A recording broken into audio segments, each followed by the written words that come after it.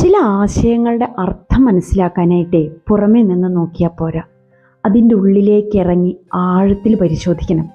അങ്ങനെ എനിക്ക് അർത്ഥം മനസ്സിലായ കുറേ കാര്യങ്ങളുണ്ട് ഈ ഫുഡ് അലർജിയുമായി ബന്ധപ്പെട്ട്. കൊറോണ വരുന്നതിനും കുറേ മുൻപ് തന്നെ മാസ്ക് ഇടേണ്ടി വന്ന ഒരാളാണ് ഞാൻ, ഒരു പ്രിവെൻഷൻ്റെ ഭാഗമായിട്ട്. അങ്ങനെ ഞാനൊരു കല്യാണത്തിന് പോയി. അവിടെ എന്നെ പരിചയമുള്ള കുറേ മനുഷ്യരൊന്നും ഉണ്ടായിരുന്നില്ല. ഒരു ഫ്രണ്ടിൻ്റെ കുട്ടിയുടെ കല്യാണത്തിനാണ് പോയത്. അവിടെ എൻ്റെ പുറകിലിരുന്നിരുന്ന കുറച്ച് മനുഷ്യർ ഒരു കാര്യം പറയുന്നത് കേട്ടു. ഇങ്ങനെ ഒരു മാസ്ക് ഇട്ട് ഇറങ്ങിക്കഴിഞ്ഞാൽ ആരുടെ കൂടെ വേണമെങ്കിലും പോകാലോ, വീട്ടുകാർക്ക് പോലും മനസ്സിലാകില്ല, ഓരോ വേഷം കെട്ടൽ എന്ന രീതിയിൽ.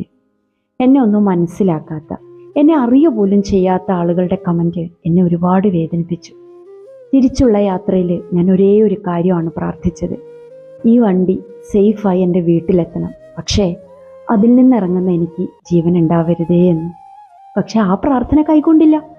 എന്നെ പിന്നെയും പാർക്കിലും ബീച്ചിലും ഒക്കെ ആളുകൾ ഒരു ഏലിയനെ കാണുന്നത് പോലെ നോക്കി നിന്ന് ചിരിച്ചു. കരഞ്ഞുറങ്ങിയ കുറേ രാത്രികൾ. ഞാനിങ്ങനെ ഇടയ്ക്ക് ചിന്തിക്കുമായിരുന്നു, ആചാരത്തിൻ്റെ വിശ്വാസത്തിൻ്റെയൊക്കെ ഭാഗമായിട്ട് കണ്ണും മുഖവും നഖവും ഒക്കെ മൂടി നടക്കുന്നവരോട് ഒരു റെസ്പെക്റ്റും, അസുഖത്തിൻ്റെ ഭാഗമായിട്ട് അല്ലെങ്കിൽ ഒരു പ്രിവെൻഷൻ്റെ ഭാഗമായിട്ട് ഒരു മാസ്ക് ധരിച്ച എന്നോട് കളിയാക്കലും. മനുഷ്യരുടെ മാനസികാവസ്ഥ പലപ്പോഴും അങ്ങനെയാണ്. പിന്നെ ഞാൻ കണ്ണടയും കൂടി വെച്ചതുകൊണ്ടേ കണ്ണിൽ നിന്ന് വരുന്ന വെള്ളം ഡയറക്റ്റായിട്ട് ആ മാസ്കിൻ്റെ ഉള്ളിലേക്ക് പോകും. അതുകൊണ്ട് പലപ്പോഴും പലരും അതൊന്നും കണ്ടില്ല, എൻ്റെ ഹസ്ബൻഡ് ഒഴിച്ച്. കാലം അങ്ങനെ കടന്നുപോയി. കുറേ കഴിഞ്ഞപ്പോൾ ഈ ലോകത്തിന് മുഴുവനും മാസ്ക് ഇടിയിക്കാനുള്ള രൂപത്തിൽ കൊറോണ വന്നു. അന്ന് പലർക്കും മനസ്സിലായി ഞാൻ ഇത് ഇട്ട് എങ്ങനെയാണ് നടന്നിരുന്നതെന്ന്. ചിലരൊക്കെ എന്നോട് വന്ന് സോറി പറയുകയുണ്ടായി, ക്ഷമിക്കണം എന്ന രീതിയിൽ.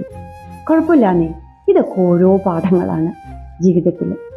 നമുക്ക് ഇപ്പം ഞാൻ ആലോചിക്കുമ്പോഴേ തോന്നുന്നൊരു കാര്യമുണ്ട്, ഇനിയിപ്പോൾ മാസ്കോ തലയിലൊരു ചട്ടിയോ ഇനി അതും വെച്ച് തലയും കുത്തി നടക്കണമെങ്കിലും നമുക്ക് പേടിയില്ല. കാരണം എന്തായാലും ആദ്യം ആളുകളൊക്കെ ഒന്ന് കളിയാക്കും, പിന്നെ ഇതൊക്കെ വലിയ കാര്യമായിട്ട് അങ്ങ് ഏറ്റെടുക്കുകയും ചെയ്യും. പക്ഷേ നിങ്ങൾ കുത്തി നോവിക്കുന്നത് മജ്ജയും മാംസവും ഒക്കെ ഉള്ള ഒരു മനുഷ്യൻ്റെ ഉള്ളിലേക്കാണെന്ന് ഒരിക്കലെങ്കിലും ചിന്തിച്ചു കഴിഞ്ഞാൽ വലിയ ഉപകാരമായിരിക്കും. ഇന്നത്തെ എൻ്റെ പ്രഭാതങ്ങൾക്ക് ഒരുപാട് സന്തോഷമുണ്ട്, എനർജിയുണ്ട്. കാരണം ഞാൻ എന്നെ സ്നേഹിക്കാൻ തുടങ്ങിയിരിക്കുന്നു, ഞാൻ എന്നെ മനസ്സിലാക്കാൻ തുടങ്ങിയിരിക്കുന്നു. ആഫ്റ്റർ ഓൾ ഞാൻ ഒരുപാട് ആളുകൾക്ക് ഇൻസ്പിറേഷൻ ആവാൻ തുടങ്ങിയിരിക്കുന്നു. ഇഫയ്ക്ക് പറ്റുന്നില്ലേ, അതുപോലെ നിങ്ങളെക്കൊണ്ടും പറ്റും എന്ന രീതിയിൽ എന്നെ അടുത്തറിയുന്നവർ സംസാരിക്കാൻ തുടങ്ങിയിരിക്കുന്നു. Thank God.